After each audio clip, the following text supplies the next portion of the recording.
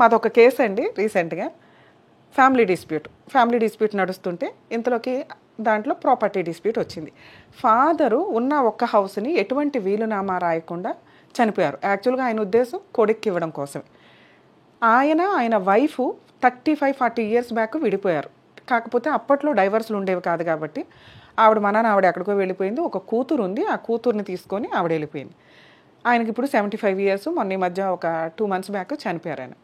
ఆ 75 ఇయర్స్ ఆయన అప్పటికి కనీసం ఆ ప్రాపర్టీ వీలునామా ఏదన్నా రాసి ఉంటే ఈ రోజున ఇంత గొడవలు వచ్చేవి కాదు. ఆయన వీలునామా రాయకపోవడం వల్ల ఆ అమ్మ కూతురు ప్రాపర్టీ షేర్ కోసం అవతారం ఎత్తారు.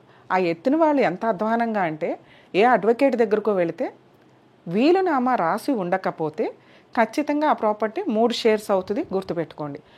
రేపొద్దుట మీ వారసులు, మీరు ఇష్టపడే వారసులు ఇబ్బంది పడకుండా ఉండాలి అంటే మీ తదనంతరం మీ షేర్స్ ఎవరికి వెళ్ళాలని రాసి ఉంటే ఈ రోజున అబ్బాయి నిజంగా లిటరల్లీ సూసైడ్ చేసుకునే పొజిషన్ నుంచి నేను సేవ్ చేసుకొచ్చినట్టు లెక్క అండి.